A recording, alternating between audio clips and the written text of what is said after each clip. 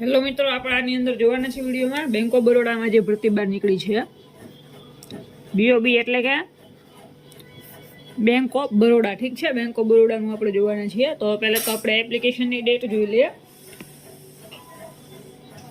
તો ફોર્મ ભરવાની આપણે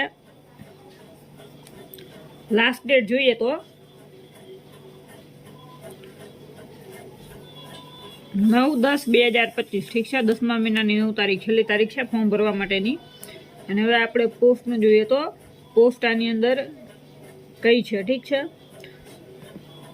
તો પોસ્ટ વિવિધ પોસ્ટ છે, પણ એમાં મેઇન આપણે જોઈએ તો બધી પોસ્ટ છે જે મેનેજરની પોસ્ટ છે. ઠીક છે, લાયકાતની વાત કરીએ. એજ્યુકેશન ક્વોલિફિકેશન, તો કે શું માંગેલું છે એજ્યુકેશન ક્વોલિફિકેશન. તો પહેલું તો આપણે જોઈએ તો બધામાં કમ્પલસરી ગ્રેજ્યુએટ. ઠીક છે, મિનિમમ તમે કોલેજ પાસ હોવા જોઈએ. ઠીક છે, આની અંદર 4 અલગ અલગ પોસ્ટ છે મેનેજરની. ચીફ મેનેજર છે, ટ્રેડ ફાઇનાન્સ ઓપરેશન મેનેજર છે, મેનેજર ફોરેક્સ છે અને રિલેશનશિપ મેનેજર, એવી રીતે છે. પણ મેઇન આપણે જોઈએ તો કોલેજ પાસ તમે હોવા જોઈએ. ઠીક છે, તો બીજી વસ્તુ આની અંદર જોઈએ તો શું છે, તો એક્સપિરિયન્સનું છે. ઠીક છે, ઓછામાં ઓછો તમારે 2 years. ઠીક છે, 2 વર્ષનો બેંકના કામકાજનો એક્સપિરિયન્સ હોવો જોઈએ. કોઈ પણ ચાલે, પણ બેંકના કામનો. ઠીક છે, ભલે પ્રાઇવેટ બેંક હોય, ગવર્મેન્ટ બેંક હોય, પણ બેંકના કામનો તમારે ઓછામાં ઓછો 2 વર્ષનો એક્સપિરિયન્સ હોવો જરૂરી છે આ ભરતીમાં ફોર્મ ભરવા માટે. ઠીક છે,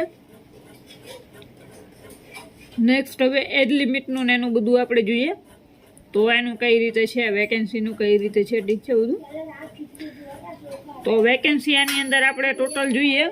ઠીક છે, વેકેન્સી કેટલી છે આ ભરતીમાં. તો વેકેન્સીમાં અલગ અલગ મેનેજરની છે, પણ આપણે આમ કુલ ટોટલ વેકેન્સી જોઈએ તો 58 વેકેન્સી છે. ઠીક છે, બેંક ઓફ બરોડાની જે આ ભરતી છે એમાં ટોટલ જોઈએ તો 58 વેકેન્સી છે.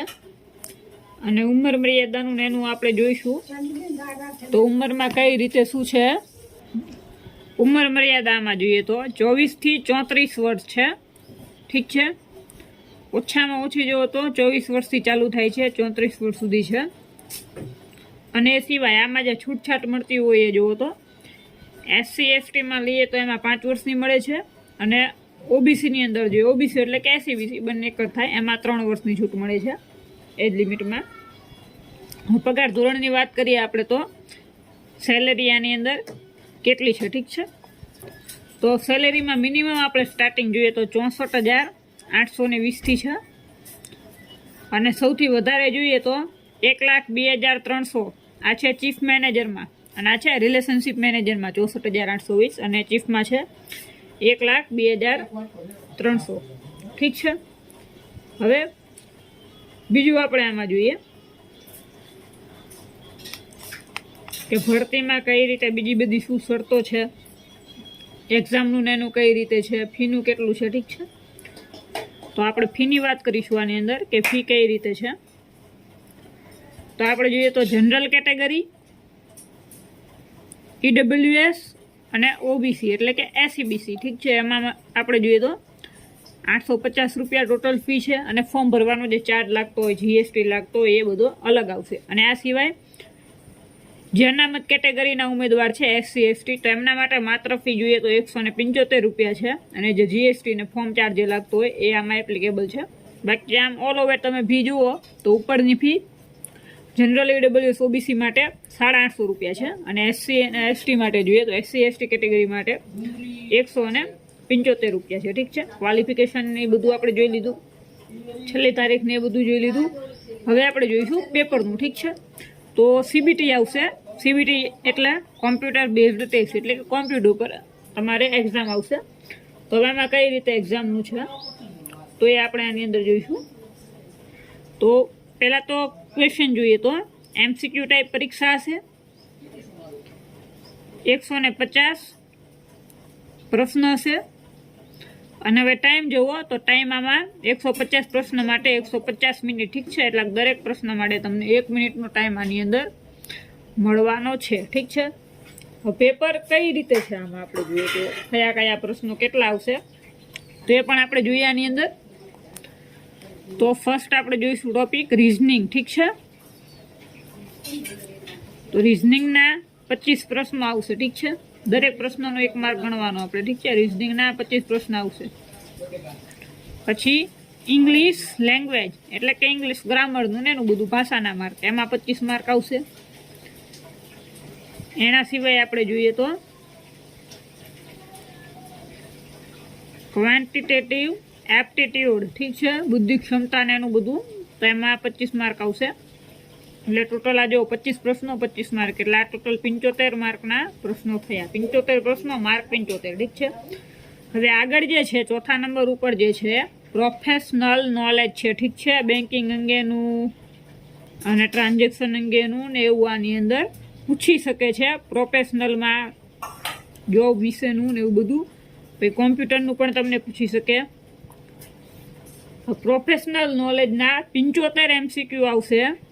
અને આ 75 MCQના માર્ક જોઈએ તો એક MCQના 2 માર્ક છે, એટલે ટોટલ આના માર્ક મળશે તમને 150 માર્ક. એટલે આ 150 માર્ક અને આના 75 માર્ક, એટલે ટોટલ માર્ક જોઈએ તો ટોટલ 225 માર્કનું પેપર થાય છે આવી રીતે. ઠીક છે, હવે આ જે મેઇન હતું એ આપણે જોયું.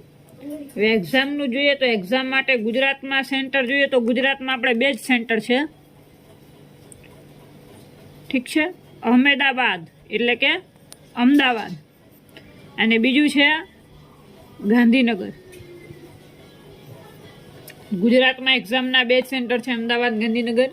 અને વેકેન્સી ઓલ ઓવર ઇન્ડિયાની છે, એટલે જગ્યામાં બધા રાજ્યોમાં છે. ગુજરાતમાં પણ જગ્યા છે, જો ગુજરાતના સેન્ટરને આપેલું છે, મતલબ ગુજરાતમાં પણ જગ્યા આમાં છે.